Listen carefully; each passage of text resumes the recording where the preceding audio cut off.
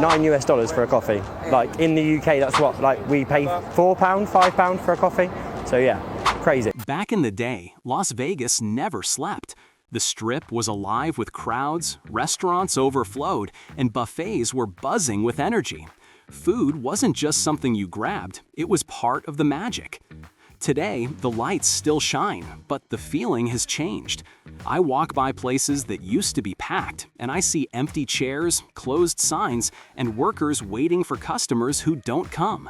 For those of us who call this city home, it's hard to ignore how different things feel. Fine dining. I remember when getting a table at a celebrity chef's restaurant felt like striking gold. People saved up just for one night of luxury. Great food, a glamorous setting, and the sense that you were part of something special. These days, those dining rooms are quieter. Prices keep climbing while fewer people are willing to splurge. Friends tell me a single dinner costs as much as a whole weekend somewhere else, and I can't argue with them. What used to be a proud highlight of Las Vegas now feels like it's slipping out of reach. Back then, the Strip became a kind of culinary red carpet. Chefs whose names I had only seen on TV opened restaurants here, and it gave our city prestige. I remember seeing tourists brag about dining at places that felt like once-in-a-lifetime experiences, ordering elaborate tasting menus, sipping rare wines, and leaving with stories they couldn't wait to share back home. For locals, even though we didn't eat at those spots every week, there was pride in knowing they were here. Las Vegas had gone from being known for chic buffets to being recognized as a global food capital. But things changed. I've noticed more empty tables and shorter wait lists at restaurants that once had months-long backlogs. Friends of mine who worked as servers in those fine dining rooms say tips are lower, shifts are shorter, and guests don't order the way they used to. Instead of multiple courses, diners settle for one entree. Instead of expensive wine, they ask for tap water. The sparkle of indulgence is dimming, not because the food is worse, but because fewer people can justify the price. What worries me is what happens if these restaurants can't hold on. They brought international attention and gave Las Vegas credibility beyond gambling. If they close, we don't just lose places to eat, we lose part of our reputation. And as someone who grew up watching this city evolve, it's painful to think the glamour that put us on the culinary map could fade into memory. Buffets.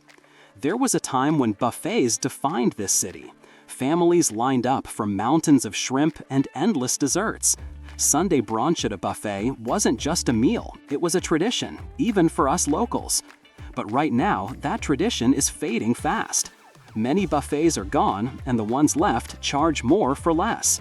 I used to take visiting relatives there to show off our Vegas. Now I hesitate because it doesn't feel the same anymore. Growing up here, the buffet was our pride. It was the one thing you could point to and say, only in Vegas.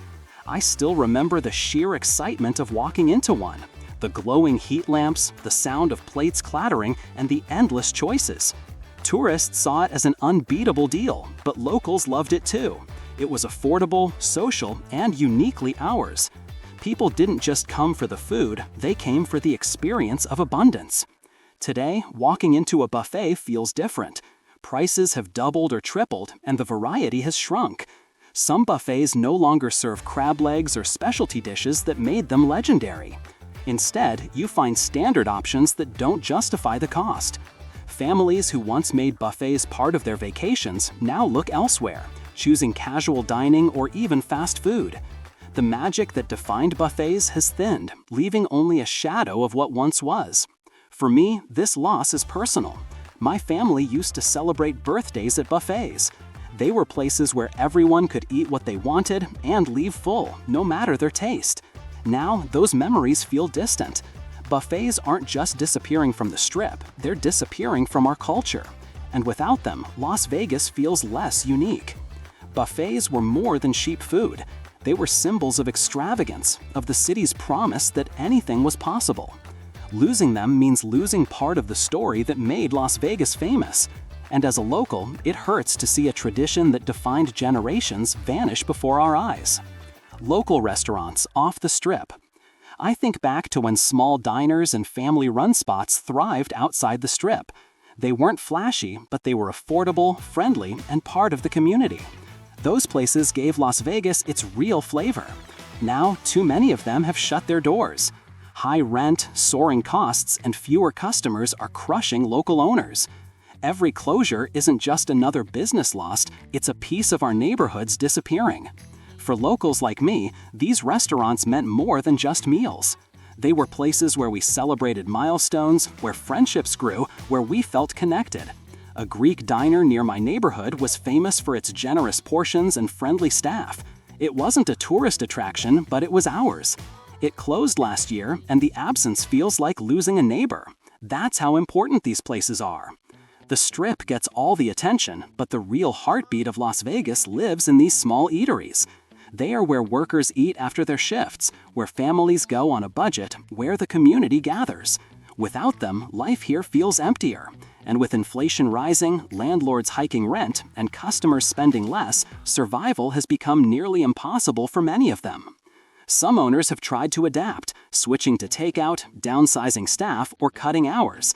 But even then, it's hard to compete with the giant casinos that can afford to lose money on food while making it back on gambling. Independent restaurants don't have that cushion. They rely on steady, loyal customers, and when tourism slows, they're the first to suffer. What makes me sad is that visitors rarely see this side of Las Vegas. They see the lights of the Strip, but not the empty storefronts just a few miles away. They don't realize that for locals, the decline of these restaurants isn't just about economics. It's about losing places that felt like home. If we lose too many of these businesses, we lose part of our identity as a city. Because Las Vegas was never just the Strip. It was the hidden gems, the off-the-beaten-path spots that gave our home real soul. And every time one closes, the city feels a little less like itself. The workforce. For decades, hospitality jobs supported families here. My neighbors worked in restaurants and bars with steady shifts and tips that made life manageable. It wasn't easy, but it was reliable. What I see now is very different.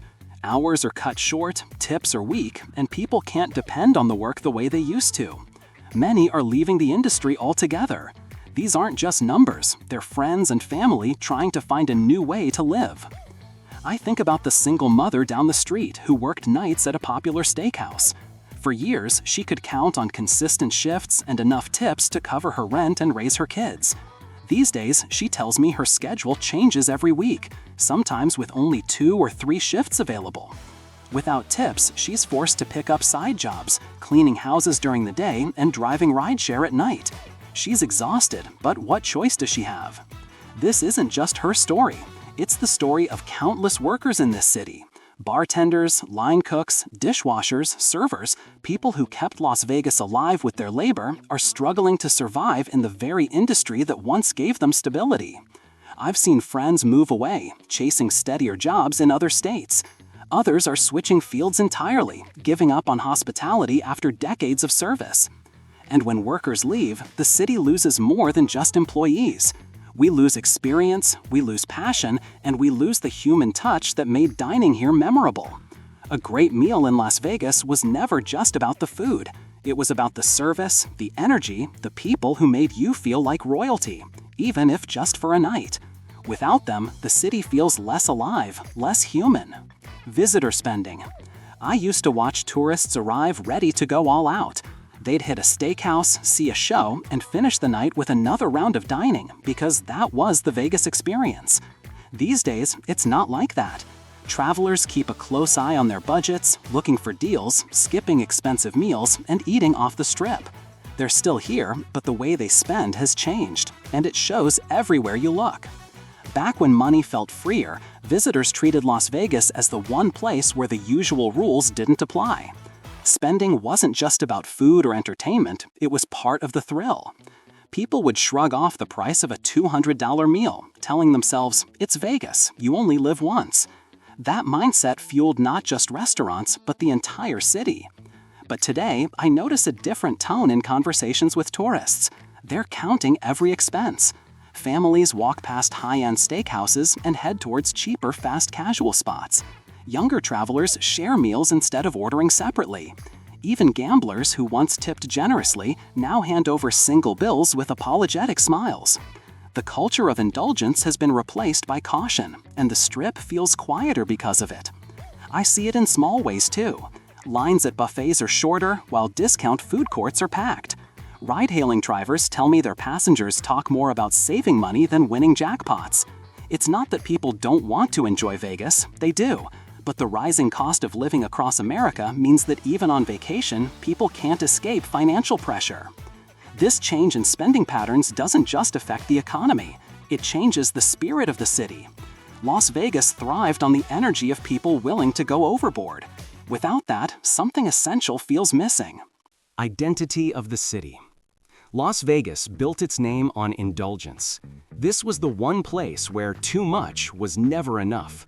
Food and hospitality were part of the dream that set us apart from the rest of America. Right now, that dream feels fragile. Without the buffets, without the lively dining rooms, without the sense of abundance, we risk becoming just another tourist city. And that's what scares me most, because Vegas was never meant to be ordinary.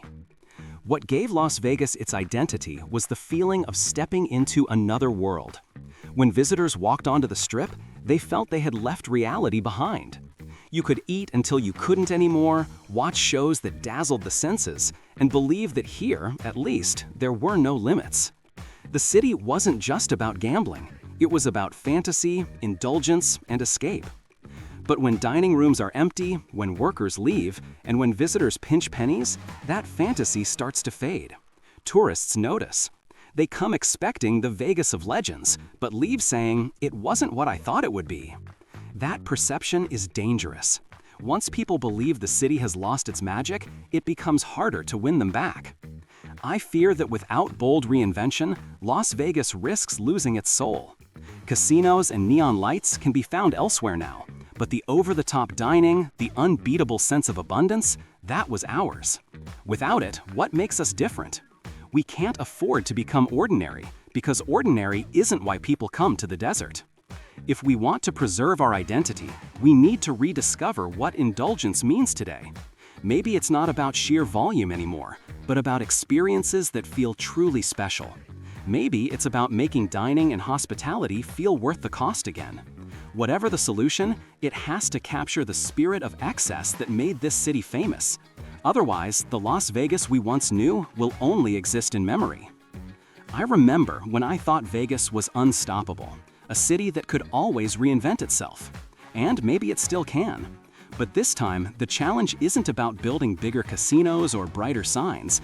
It's about bringing back the value, the excitement, the reason people came here in the first place. As someone who's lived here for years, I want to believe in this city's future. But I also know the clock is ticking. If we don't find a way to restore that magic soon, the silence of empty dining rooms might become the new sound of Las Vegas. Las Vegas has faced crises before. We survived economic downturns, recessions, and even a pandemic that shut us down completely. Each time, we came back because this city has resilience in its blood. But resilience alone won't save us now. The real question is whether we can restore the dream, the feeling that Las Vegas is unlike anywhere else. I believe it's possible, but it will require more than flashy billboards and expensive renovations. It will take creativity, community, and a return to what made this city magical in the first place. We need to find ways to make people feel indulged again, not just drained of money. We need to remind locals why they loved being part of this city, and remind tourists why Vegas was always worth the trip. Because if we fail, the cost is more than economic. We risk losing our identity, our pride, and the very spirit that turned a desert into a dream. As a local, I don't want that future. I want to hear the laughter in crowded dining rooms again, to see buffets full, and to watch workers thrive. I want Las Vegas to be Las Vegas again. The city still has the power to reinvent itself, but reinvention has to mean more than survival. It has to mean revival. And if we don't act soon, the danger is not just that we'll lose tourists. The danger is that we'll lose ourselves.